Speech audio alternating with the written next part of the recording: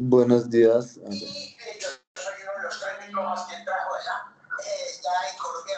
Hola a todas las personas y estudiantes que se están conectando el día de hoy para este curso y que es muy importante para todos los intensivistas y me complace para todos los que están viendo esta capacitación poder dictarla el día de hoy.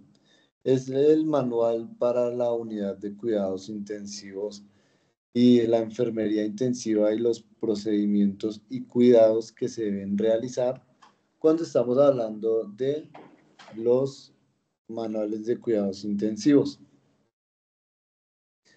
A ver, amigos, vamos a empezar acá con este manual. Dice la configuración.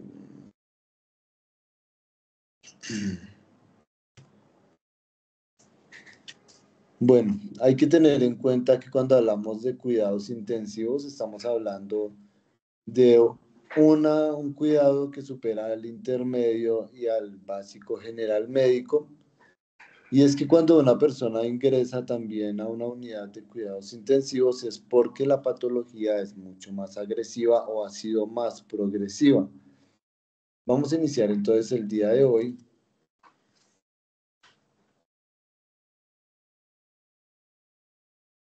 Del manual práctico de enfermería intensiva, los cuidados y procedimientos. ¿Sí? En este caso, ¿qué procedimientos vamos a tener que realizar y cómo los vamos a realizar? Entonces, el manual práctico de enfermería intensiva de los cuidados y procedimientos que se realizan con un paciente que ingresa a nuestra área intensiva, que debe cumplir con unos requisitos básicos para poder ingresar a este área de cuidados y procedimientos intensivos. Dentro de los cuidados y los procedimientos vamos a ver que el cuidado de la piel es muy importante, ¿sí? ¿Qué buscamos en el cuidado de la piel? Que la persona en este caso no vaya a generar problemas de úlceras por presión o escaras. Y dentro de este manual de procedimientos de cuidados intensivos, lo primero es el manual práctico de enfermería intensiva que nos dice, la medicina como ciencia se divide en especialidades. Cada una de estas se convierten a su vez en un campo de estudio en sí al mismo tiempo que atienden enfermedades y aflicciones referidas a la especialidad. En este sentido, la medicina crítica también denomina medicina intensiva y se refiere a la especialidad médica encargada de atender a pacientes cuya aflicción, o como hablábamos ahorita, la patología, implique que su vida esté en riesgo y al mismo tiempo puedan ser recuperables. Lo que se busca efectivamente es que la persona se recupere. La medicina crítica se ha convertido en una de las especialidades más importantes en la ciencia de la salud actualmente y es debido al objetivo que se establece, el cual de la estabilización de los pacientes cuyo estado de salud amanece potencialmente o amenaza más bien potencialmente su vida y sean susceptibles a recuperación. Hay personas que cuando estaban en una unidad de cuidados intensivos, efectivamente la recuperación es muy progresiva y es mucho más difícil, ¿sí? Porque la patología, como bien nombrábamos ahorita, ya ha pasado las barreras y en este caso es muy importante, digo yo, manejar el tema de los signos vitales siempre una buena monitorización, porque con la monitorización de los signos vitales es donde vamos a poder verificar el estado del paciente. Por eso, cuando hablamos de los signos vitales, hablamos del tensión arterial, frecuencia cardíaca, frecuencia respiratoria, saturación y la temperatura. Si estos signos vitales llegan a tener unas alteraciones que ya sean muy altas o muy bajas, presentarían un inconveniente de riesgo muy alto para el paciente. Entonces, en el manual de enfermería yo recomiendo inmediatamente la medicina, siempre basarse también en los signos vitales. Por eso dice que pues el texto, digamos, o el contexto de la medicina es la evolución. Pero bueno, entonces digamos que sustentamos digamos, esta capacitación que es muy importante también mencionar a la Fundación Ajudis, que en este caso hace bastante trabajo también por las comunidades vulnerables y que en patrocinio también a esta fundación. Digamos que este manual destinado es fundamentalmente al personal de enfermería también, que es el que ofrece la atención profesional a los pacientes de extrema gravedad bajo una característica particular al observar de forma constante su evolución. Entonces, como lo decía, los signos vitales, principalmente el personal de enfermería es el que hace el manejo de los signos, de la evolución del paciente. Entonces es muy importante para el personal de enfermería mantener esta evolución constante, sobre todo cuando hablamos en la unidad de cuidados intensivos, se habla de la sedación profunda. La sedación profunda son medicamentos que se utilizan para la intubación endotraqueal, orotraqueal, para el sustento también de los vasopresores medicamentos y de los soportes pues, farmacológicos que se van a utilizar con este paciente. El ejemplo puede ser el midazolam, el fentanilo, la dexmetomidina, que son medicamentos de sedación profunda para, en este caso, una intubación. Por eso es muy importante también que en ese cuidado de medicamentos se haga el registro adecuado siempre del manual de enfermería, hacer registro tanto como en el sistema, que es muy importante descargarlos, y en la nota de enfermería hacer el conteo del manual de goteos. Y aparte también escribir en la nota de enfermería, se suministra tal medicamento con tal dosis a tal paciente por catéter, ya sea subclavio, sea yugular, sea el catéter que sea. En la unidad de cuidados intensivos, los catéteres deben ser de alto flujo, un catéter bilumen, monolumen, trilumen, son catéteres que se utilizan para paso de medicamentos soportes y que no se, y es arterial. No son como las venopunciones que son, en este caso, periféricas con catéter yelco, sino con catéter central. Entonces recuerden que ese es en las arterias. Por eso es muy importante hacer conteo también de esto. Bueno, es un tema que vamos a manejar más adelante, los medicamentos, pero los procedimientos que se utilizan allí en la unidad de cuidados intensivos están relacionados con la medicina crítica.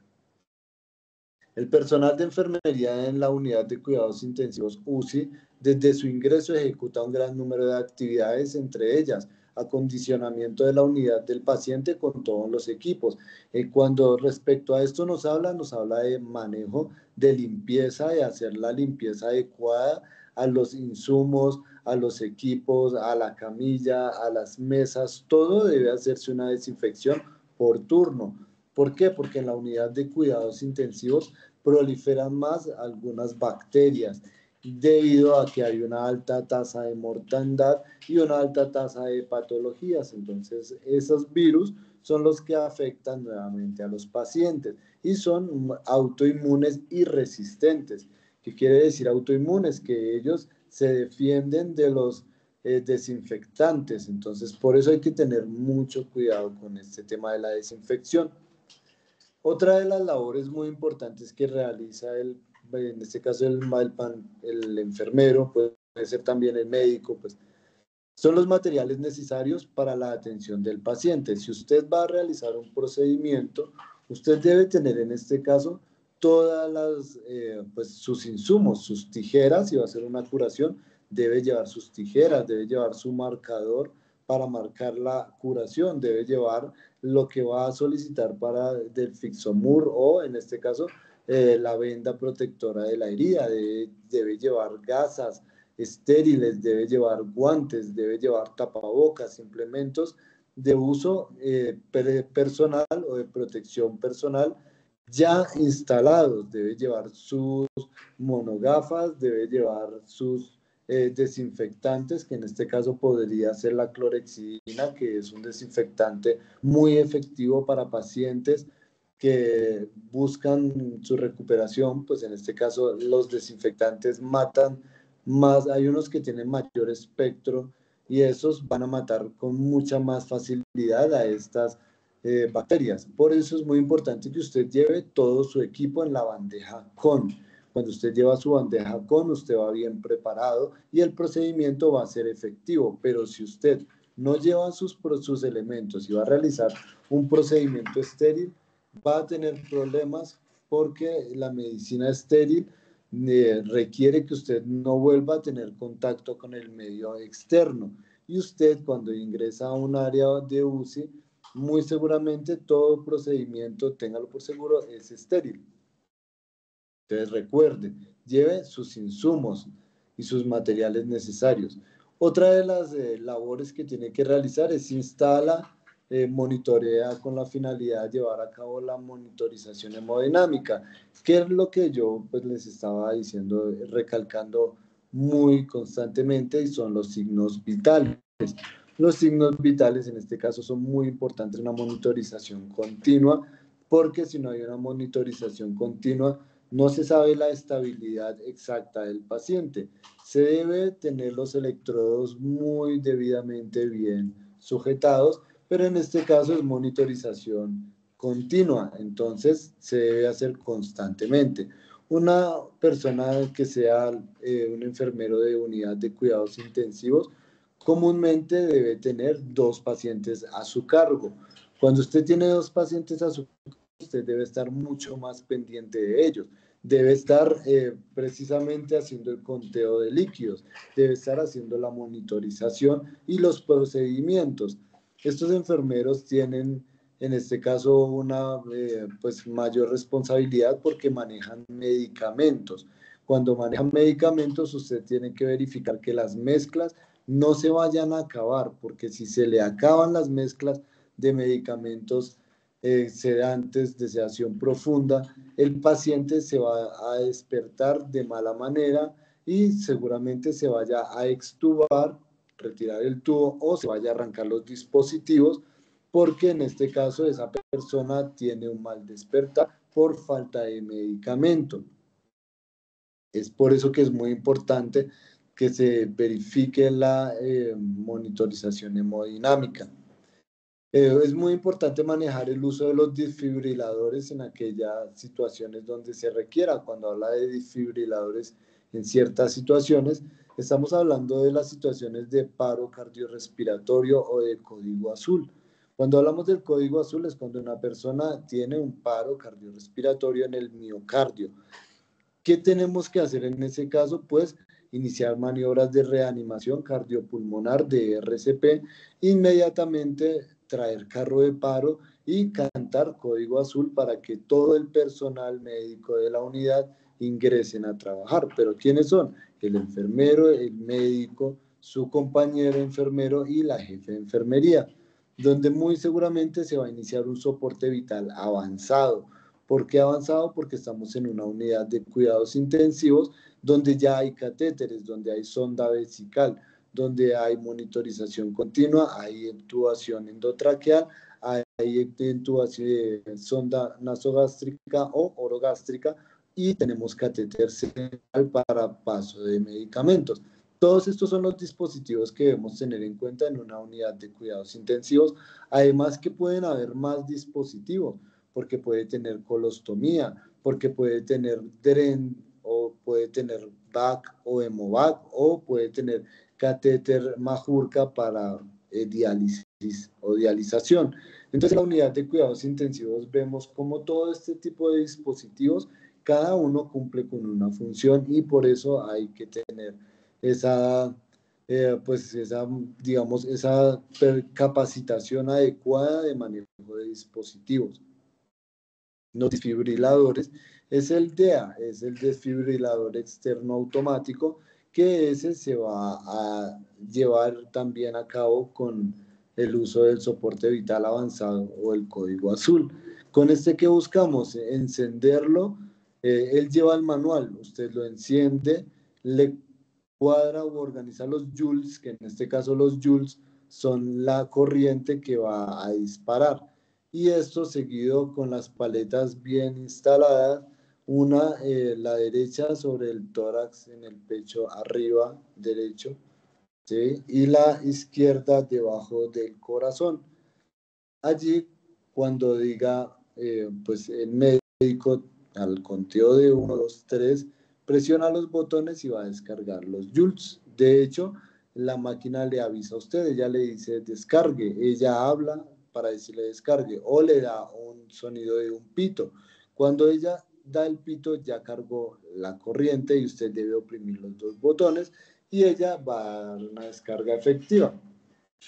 Es muy importante también que Es muy importante también llevar a cabo también esa capacitación del DEA y el soporte vital básico BLS, que es el curso donde aprendemos a hacer reanimación cardiopulmonar, donde vamos a aprender que cuando una persona entra en paro cardiorrespiratorio vamos a hacer 30 maniobras de reanimación cardiopulmonar sobre el tórax, en el esternón, y en este caso debemos tener en cuenta que la maniobra debe ser efectiva 30 por 2 de ventilación. La ventilación se va a realizar mediante una ventilación mecánica donde vamos a conectar el AMBU o el respirador o el resucitador manual junto con el oxígeno y el ventilador. Entonces vamos a dar 30 por 2. Cuando hablamos de que vamos a hacer seguidas sin ventilación, sería cuando hacemos 60 horas sobre el tórax en un minuto. Eso es soporte vital básico y pues el avanzado. Es muy importante tener esta capacitación. Digamos que en este caso, cuando hablamos de la manipulación frecuente de los ventiladores, de acuerdo con los parámetros establecidos, los ventiladores mecánicos, recordemos que en la unidad de cuidados intensivos se maneja ventilación mecánica. La ventilación mecánica son ventiladores con las cuales se debe realizar verificación de los parámetros de la PIP, del FIO, que son parámetros que deben estar exactos. Entonces, en este caso, la saturación, usted recuerde que debe ser de 90 a 100. Si la persona satura menos de 90 a 100, está desaturado. Por eso es muy importante también llevar esos parámetros. Esos parámetros son muy importantes, verificar que la PIP y que todos estos parámetros del manual de la ventilación mecánica son los que usted va a manejar según terapia respiratoria, que es la que cuadra los parámetros por orden médica. Entonces usted debe continuar con esa verificación. Es muy importante también en este caso, amigos, que los ventiladores no los movamos si no tenemos la capacitación. Por eso hay que tener capacitación de los ventiladores mecánicos. Puede ser Newport, entonces que es como uno muy común en casa. El Newport es muy conocido en casa y hay varios, ¿sí? Entonces es muy importante conocer y cuando debemos ayudarle al ventilador, porque el paciente muchas veces que tiene traqueostomía segrega muchas flemas o secreciones, entonces se desaturan rápidamente porque quedan sin aire. Hay que ayudarlo a succionar mediante un liner o un succionador, el cual con una sonda vamos a ingresar de manera estéril a la cánula de traqueostomía y vamos a hacer una succión. La traqueostomía se encuentra, recordemos, sobre el cuello, aquí sobre la tráquea. Es muy importante mantener esa tráquea limpia, sin secreciones y que esté pues irrigada para que haga el desprendimiento de secreciones y luego le hacemos una higiene bronquial con el succionador para que de esta manera no haya tanta secreción y el paciente no se nos vaya a desaturar. Siempre tengan muy en cuenta lo de la saturación, según como yo les indicaba ahorita. Sí, digamos que usted como profesional de la salud debe vigilar e interpretar la actividad eléctrica del corazón a través de los trazos electrográficos de los monitores. Ustedes se acuerdan que tienen una,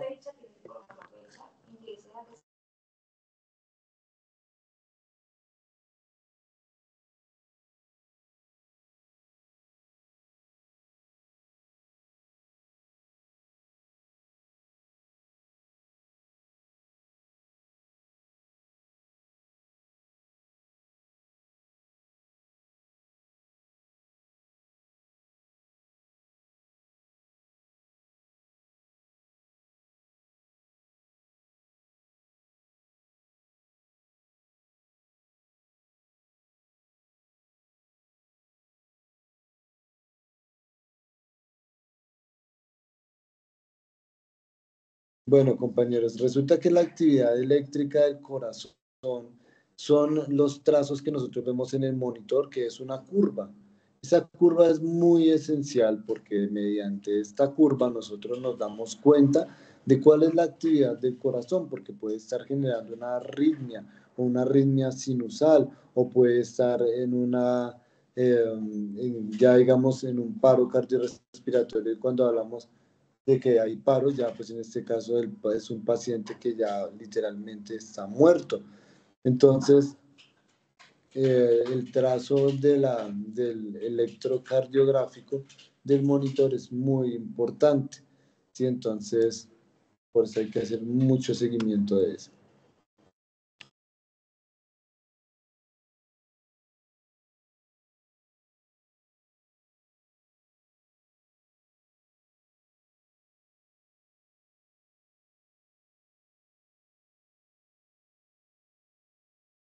Entonces, cuando hablamos de los trazos gráficos, recuerden también que el paciente que cuando ya queda sin curva, queda una línea, no hay curva, es paciente que entró en asistolia. Y es donde la asistolia nos presenta que debemos iniciar las maniobras de reanimación cardiopulmonar y se activa el código azul, que en este caso sería un soporte vital avanzado, porque tenemos que medicamentos, catéteres, bueno, y los implementos que cumplen como ventilación mecánica, oxígeno, y para ese grupo tiene que colaborar terapia respiratoria, medicina, la jefe y los dos auxiliares en un soporte vital avanzado. Es muy importante que en este caso se vayan turnando las personas que realicen la maniobra cardiopulmonar porque es una maniobra que es muy agotadora. Entonces, a veces las personas no tienen la suficiente fuerza y pueden desgonzarse encima del paciente, lo cual complicaría esta maniobra. Hay que estar pendiente de las alteraciones hemodinámicas también que se puedan presentar en el paciente durante su estancia en el área. Sí, siempre estar muy pendiente y aplica también en cuidados y en situaciones de urgencia, lo cual requiere su participación activa en las maniobras de reanimación cardiopulmonar. Asimismo, vigila la medicación prescrita y la suministra por diferentes vías parenterales y enterales. Por otro lado, realiza aspiración de secreciones, brinda apoyo emocional y atención tanto al paciente como a sus familiares. Facilita también las condiciones que permitan el descanso y sueño necesario para la recuperación del paciente. En la medida de lo posible, realiza anotaciones en la hoja de enfermería que complementan el expediente clínico y mantiene el orden del mismo. Prepara materiales para su esterilización, mantiene el instrumental y equipos estériles de manera ordenada dentro del servicio para su posterior utilización. Planifica, organiza, dirige y controla los recursos humanos y materiales en su servicio. Cumple y hace cumplir las normas y reglamentos establecidos dentro de la UCI, imparte docencia, orienta al personal de nuevo ingreso, así como participa en la educación continua y programas educacionales, etcétera, tal como lo requieren en este caso las instituciones médicas, eh, digamos que tengan funciones y tareas asistenciales de enfermería en los cuidados intensivos. Estas son las labores básicas con las cuales usted como personal de enfermería deberá cumplir, que son bastantes, como nos damos cuenta, se nombra siempre de la promoción y prevención. Es importante porque el profesional de la salud de enfermería es principal promotor de promoción y prevención. ¿Qué promociona y qué prevenciona? Entonces, promovemos la medicina. ¿Qué se previene? Se previene la enfermedad. Entonces, usted como profesional también debe capacitarse en gestión del duelo, que es una capacitación altamente funcional para ya sea familiares, pacientes o personas allegadas a los núcleos familiares que tienen que estar preparadas siempre para cualquier reacción, ya sea mejoría o desgaste del paciente clínicamente. Entonces, Si la persona tiene un deceso, nosotros vamos a estar junto al familiar acompañándolo, dándole capacitación. Pues la psicóloga cumple una labor muy importante porque la psicóloga y sobre todo trabajo social son los que van a ayudar al destrabe del proceso administrativo que se debe realizar con el traslado de cuerpos, cadáveres, y en ese caso recuerde que una de las tareas muy importantes del profesional de la salud de enfermería es el amortajamiento del cadáver. El amortajamiento del cadáver tiene unas puntuales eh, reglas y normas que se deben cumplir. Amortajar un cadáver, lo primero que usted tiene que hacer es alistar sus insumos. ¿Cuáles insumos? Guantes, la bata pues, que se va a cubrir, que en este caso es la sábana. Debe alistar su sábana quirúrgica, debe alistar esparadrapo, pues lo principalmente abundante esparadrapo con gasas para cubrir, en este caso retirar los dispositivos médicos que tenga. Como al retirar dispositivos médicos vamos a solicitar gasas y en este caso varios guantes, esparadrapo, en el cual debemos hacer sujeción para que el paciente no se vaya a desangrar el cadáver. Nosotros debemos hacer presión constante sobre las heridas hasta que estas heridas, eh, como tal, digamos, coagulen y no, pues, no se vaya a realizar un desangramiento en esta habitación. Debemos siempre tener pues, en cuenta nosotros la protección con los elementos personales. Digamos que si no los utilizamos podemos contaminarnos de alguna infección o patología y esa infección la vamos a trasladar a nuestras familias en nuestros hogares. Por eso es muy importante que ustedes se protejan, porque si ustedes no se protegen, pueden terminar en este caso contaminados y de esa manera uno de sus familiares puede estar autoinmune e inclusive puede llegar a la muerte. Entonces, muy importante que hagamos pues, la autogestión de protegernos con todos los implementos, guantes, bata, monogafas, gorro, tapabocas y las polainas. Sí, todo principalmente por la autoprotección. Cuando hablamos del amortajamiento de cadáveres, hay que retirar tubos, pero no hay que botar la nariz de camello, acuérdense ustedes del ventilador mecánico, hay que desechar todo en bolsa roja, se debe amortajar el cadáver solamente con el pañal limpio, que no tenga, en este caso, ni orina, ni heces o materia fecal. Las heridas deben estar cubiertas, el paciente debe estar limpio, sin presencia de sangre ni de secreciones, los ojos deben estar cerrados y sin dispositivos médicos. Recuerde usted, el paciente debe ir únicamente con el pañal. ¿Qué debemos tener en cuenta? Que para rotular el cadáver se va a rotular en el pecho, ¿sí? Con el nombre, la cédula y en este caso la unidad. En este caso, si es unidad de cuidados intensivos cama 1, un ejemplo. Y ese mismo rótulo lo vamos a hacer para la pierna izquierda. Pues el paciente no tiene pierna izquierda, pues miembro superior derecho. En el miembro superior izquierdo va un rótulo, va el otro en el tórax del paciente y el último rótulo va sobre la sábana, que en este caso vuelve a ir en el tórax, pero sobre la sábana.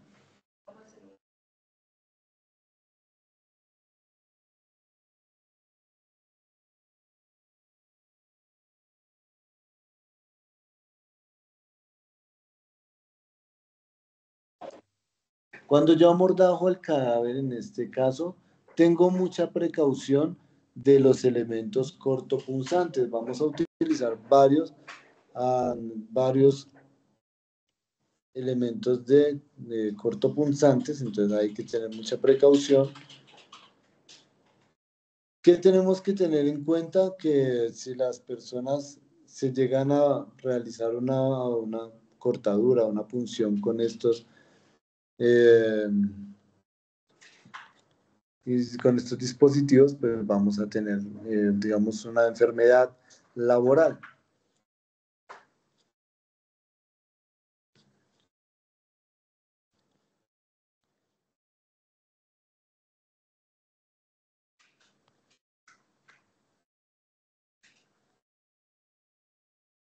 que nos puede llevar inclusive hasta la muerte. Entonces, por eso es muy importante que usen sus implementos de seguridad. Recuerden ustedes que eso le puede pasar a cualquier persona o profesional de la salud. Por eso, digamos que dentro de la enfermería, el amordajamiento de cadáver, después de haber ya trasladado el cadáver a la morgue, usted debe hacer una desinfección muy excelente. Es la desinfección terminal, porque la desinfección terminal es cuando usted va a aplicar como tal ya desinfectantes muy importantes que pueden generar desinfección total. Digamos que cuando se hace una desinfección total debe hacerse a conciencia y debe durar mínimo 1 hora, ¿sí? Porque usted debe lavar los implementos con bastante clorexidina, con bastante quirugel, quinutril, que son líquidos que se usan para ese tipo de desinfecciones terminales, quirugel, quinutril. Primero, con el quirugel es el jabón, lavamos, luego con el quirugel retiramos. Con el quirugel aplicamos sobre la superficie después de haber hecho el lavado y vamos a tener una desinfección adecuada. Digamos que en los puntos, aspectos conceptuales básicos, la UCI se expone también la referente a la unidad de cuidados intensivos UCI, la cual constituye el lugar de trabajo por excelencia del médico intensivista y del personal de enfermería que tiene como labor primordial el cuidado del paciente crítico. Esta área posee también una serie de especificaciones en cuanto a su planta física, los instrumentos, los materiales, los equipos, así como también de una organización y administración de recursos humanos que requieren de su estudio en profundidad para poder manejarlos. Cada centro hospitalario clínico y quirúrgico respetable también requerirá de este espacio específico, que es muy importante, ¿no? La unidad de cuidados intensivos es donde deben estar los pacientes que deben reposar con mayor rigurosidad. Entonces, pues allí también donde los pacientes requieren una atención especial con el objeto de recuperar su estado de salud. Son ingresados también para ser debidamente atendidos en búsqueda de la recuperación de su salud. Bajo este contexto es que se utiliza este servicio de unidad de cuidados intensivos donde se despliegan los temas de la atención integral del paciente crítico. Cuando hablamos de atención integral, es cefalocaudal, desde la cabeza hasta los pies y administrativamente en cobertura total. Por eso es muy importante que también tanto el tema administrativo como el tema asistencial al paciente sea debidamente y rigurosamente cumplido, amigos. Por eso, eh, nuevamente, les cuento que yo, Rafael Iván González Figueroa, en el año 2018 fui el enfermero del año de pacientes de cuidados unidades intensivos a nivel nacional en todo Colombia. Fueron 3.500 votos, pero ¿cómo logré yo para ese título que les voy a mostrar en esta capacitación? Y me alegra mucho que ustedes la puedan ver.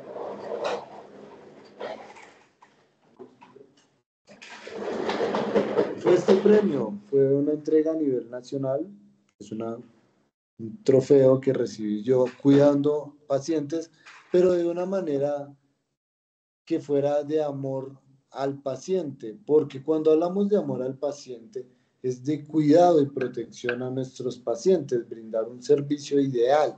Cuando yo inicié hablando de este curso hablaba del cuidado de la piel. La piel es el órgano más importante también porque es donde vamos a cuidar que nuestro paciente no tenga úlceras por presión, que no sufra de escaras, que no sufra de enrojecimientos. ¿Cómo? Haciendo los cuidados de la piel adecuados, cambios de posición cada 2 horas en la unidad de cuidados intensivos y a necesidad. Cuando hablamos a necesidad es cuando el médico nos dice si debemos cambiarlo cada media hora, cada hora, si es necesario dejar en posición prono. Prono es mirando hacia abajo con la mano hacia un lado, hacia arriba y la otra hacia abajo.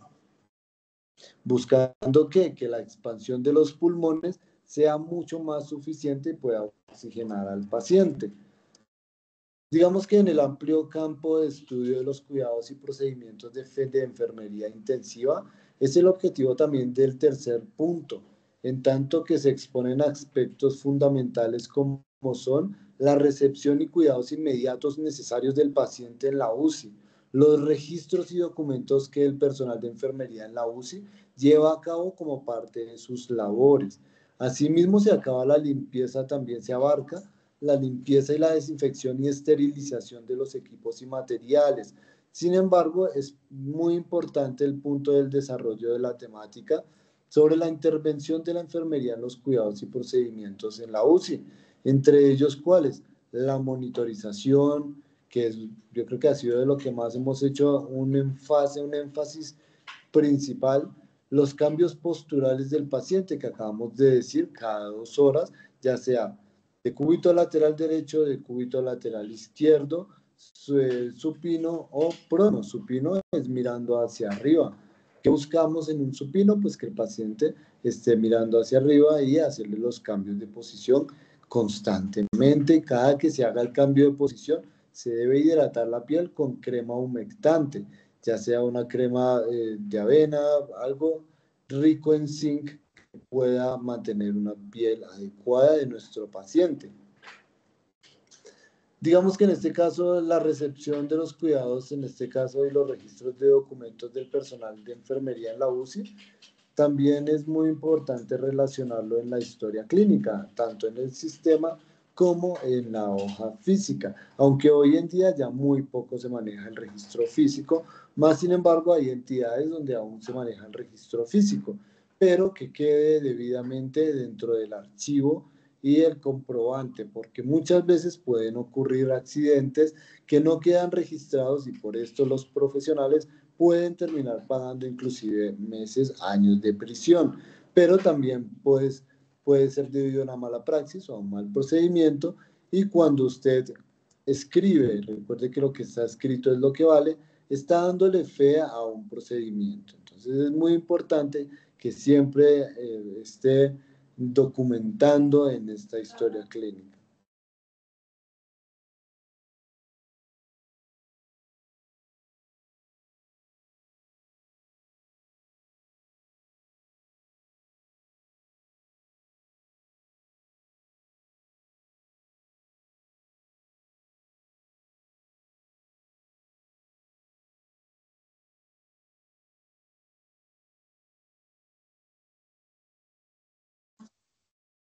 Bueno, continuamos entonces también que los cambios posturales, acabamos de hablar de ello, los procedimientos relacionados con la vía aérea. Resulta que usted, como el terapeuta respiratorio, en este caso, tiene tantos pacientes, porque los terapeutas respiratorios siempre tienen varios pacientes, usted debe mantener la vía aérea permeable de su paciente.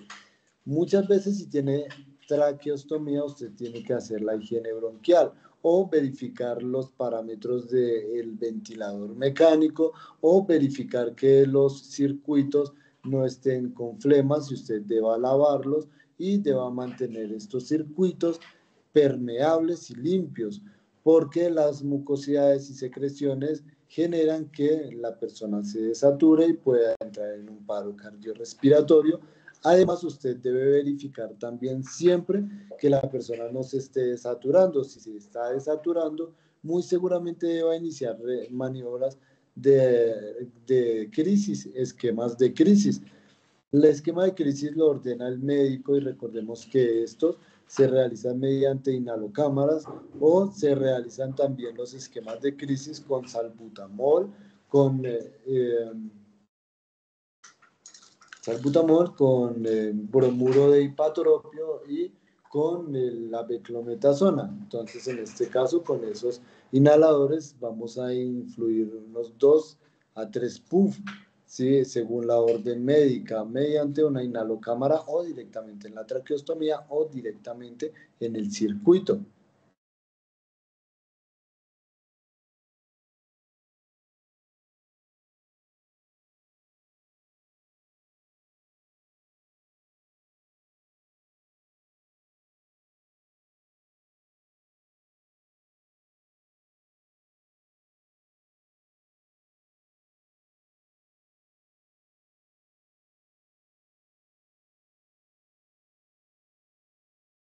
Bueno, en ese caso hay que tener en cuenta los temas de ventilación que son muy importantes porque cuando hablamos de la ventilación estamos hablando de la vía aérea y que esté permeable.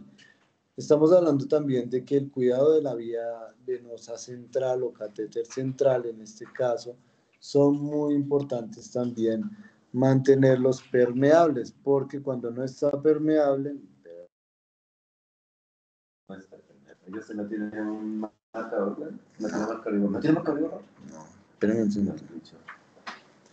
¿Cómo vamos, Jennifer? ¿Qué ha pasado? Bien, acá. ¿Cómo? Esperen, silencio, por favor, esperen. Bien, el niño, bien. ¿Cómo va el día? Bien, gracias a Dios. Bueno, amigos, entonces en este caso estamos hablando de catéter central, pero esos catéter central hay que mantenerlos muy permeables. Entonces, y los medicamentos que se suministren deben estar. Hagamos un video así. Bueno. Con el tablero. O sea, dando unas especificaciones pequeñas. Como que vamos a tratar de evitarle esta, entonces uno te puso, sí, bueno. Pero necesitamos un marcador y borrado. Hoy lo traigo y.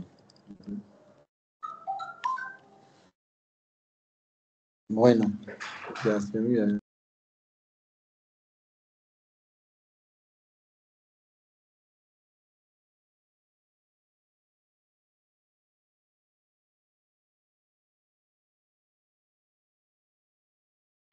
Entonces, bueno, hay que tener en cuenta que los catéteres son centrales principalmente y toca cómo lo vamos a mantener permeable. Primero que todo, que esté bien posicionado.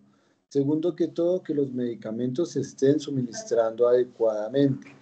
¿Cuáles son los medicamentos? Son los goteos, que en este caso se suministran mediante bombas de infusión y ya sea por miligramos, microgramos y la orden médica la da el médico efectivamente según el peso y la talla del paciente y esos son los soportes que va a tener nuestro paciente. Pueden ser medicamentos vasopresores, pueden ser medicamentos sedantes, antibióticos, ¿sí? Varios tipos de medicamentos, que eso lo vemos también en nuestro curso de administración de medicamentos, que también lo dicta la Fundación Ajudis, y en este caso los medicamentos son muy puntuales. ¿Por qué?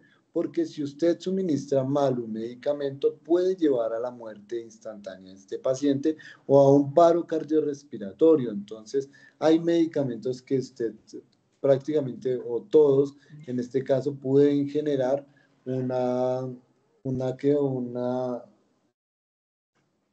un evento adverso que sea irreversible.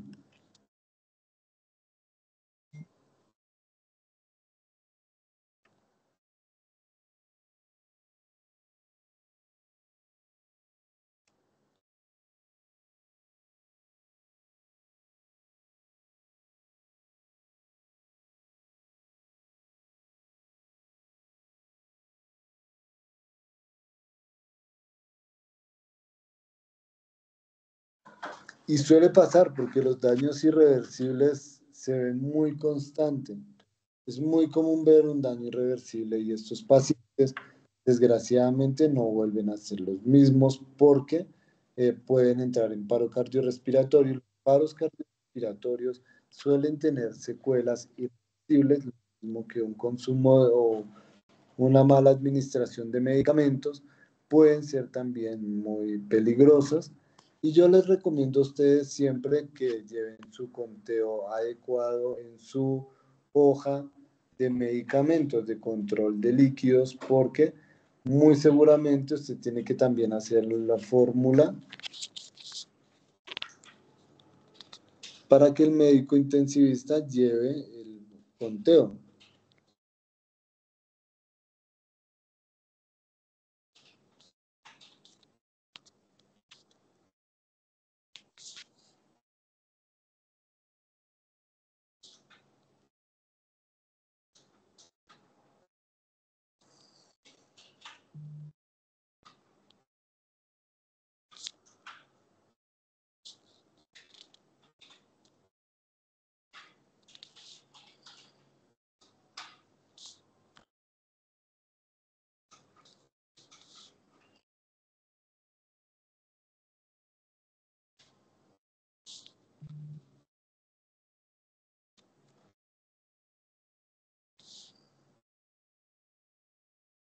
Espirometrías, los pongo todos en cosmos.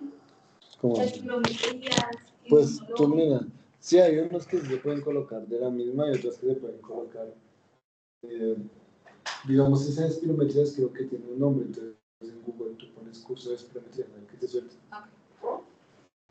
Digamos que en este caso, cuando estamos hablando de los medicamentos, es muy común que los medicamentos vasopresores, que son los medicamentos que en este caso sirven para, con una función para el corazón, claro está como lo indica, esos vasopresores, si no los sabemos manipular adecuadamente, pueden ser mortales porque pueden generar una arritmia o un paro cardiorrespiratorio, el cual es inminente y la muerte del paciente será inminente y pues muy seguramente se puede acarrear también problemas administrativos, legales y pues vaya a ser un problema que es irreversible para un profesional de la salud.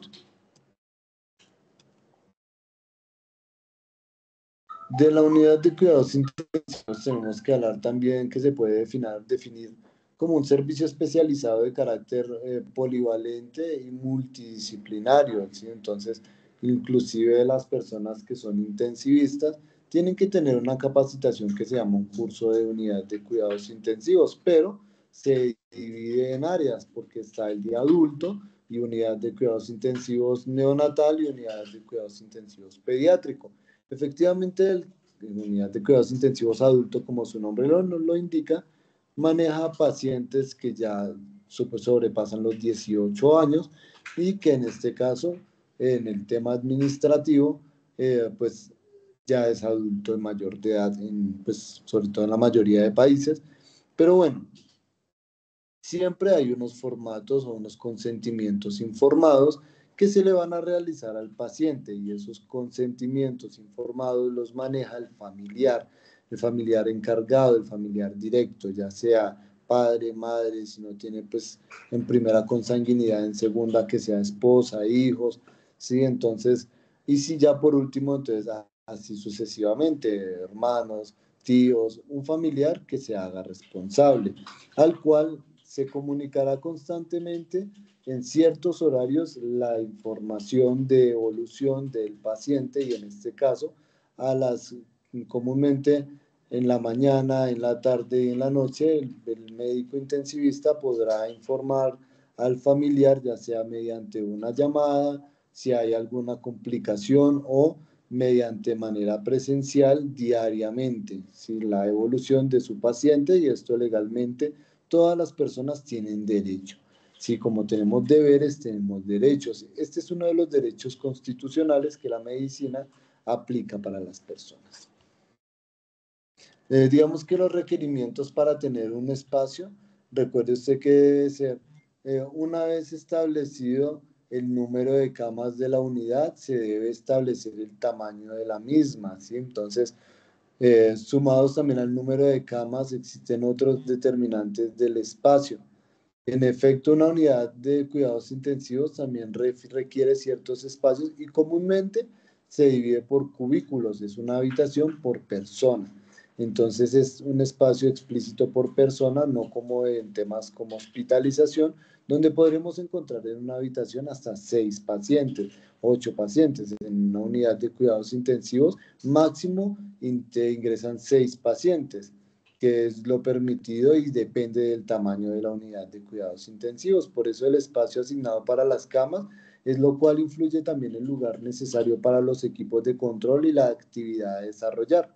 Espacio también de soporte para todas las actividades dentro de la unidad, incluyendo entre ellos central de monitoreo, sección para reparación de drogas, áreas limpias y sucias de soporte. En ese caso, cuando hablamos de las áreas limpias y sucias, debemos tener un espacio explícito donde va a ingresar todas las sábanas, las bolsas rojas, donde vamos a seguir. Nosotros no cambiamos bolsas, eso lo hace el personal que de salud, el personal encargado de desinfección y de servicios generales, ellos son los que desechan bolsas. Nosotros, ¿qué hacemos? Rotulamos el guardián, que es el recolector de cortopunzantes, donde van agujas, jeringas, y todos los temas de cortopunzantes que puedan generar lesiones sobre la piel, ya sea del paciente o del profesional de la salud. Los espacios del apoyo técnico que incluyen áreas de reunión donde los profesionales de la salud pueden reunirse, ya sea para dispersión de espacio o en este caso para tomar una bebida, ya sea caliente, bebidas calientes, porque debe haber un espacio aparte donde se puedan consumir alimentos, no puede ser dentro de la misma unidad. Las salas de visión y de radiografías y archivos, eso se maneja en otras áreas, ¿no? Las áreas de almacenamiento de equipamiento, siempre debe haber un cuarto de enfermería y un cuarto de equipos donde se debe llevar un control estricto de las bombas de infusión, de las bombas de nutriciones como las cángaro, que ahorita se han descontinuado un poco más, y estas bombas son las que suministramos nutrición, ya sea enteral o parenteral. Esa nos sirve para la enteral, porque por parenteral se usan las bombas de infusión, y tenemos que tener cuidado sobre todo el electrocardiograma, porque debe contarse todo dentro del inventario de la unidad. Las áreas de almacenamiento, la oficina del director, que es el médico intensivista encargado de la unidad, porque pues en este caso cada unidad tiene su director. Los espacios de tránsito donde se traslada el paciente en la cama, en las camillas, las sillas, y los pacientes cuando salen a realizar procedimientos o traslados, o en este caso pues eh, un traslado ya sea a otra unidad de cuidados. La organización de la planta física de las unidades de cuidados intensivos, generalmente estas unidades se organizan en 5 áreas principales que comprenden de la área clínica, los cubículos la área clínica, los cubículos del paciente, la estación de enfermería, ¿sí? Ese es el área clínica. El área de apoyo clínico puede ser el sector de trabajo limpio, sector de trabajo sucio, bodega de insumos, bodega de ropa limpia, bodega de equipos, ropa sucia, aseo y el baño personal. Es muy importante, amigos, que toda esta capacitación que acabamos de hablar la estemos repasando constantemente. Recuerde usted que como profesional de la salud, este es muy importante para el cuidado del paciente. Siempre los procedimientos que usted realice, realícelos con amor, realícelos adecuadamente, pero principalmente capacítese de cómo realizarlos, porque usted puede tener toda la disposición de realizar un procedimiento, pero si usted no lo realiza de adecuada manera, posiblemente pueda estar generando un problema, un evento, un efecto adverso. Entonces, en el manejo de medicamentos, capacítese. Mi nombre es Rafael Iván González Figueroa y me alegra mucho siempre estar con ustedes en estas capacitaciones. La Fundación Ajudis, una vez más capacitando en Colombia. Estamos siempre para servirles y que tengan un excelente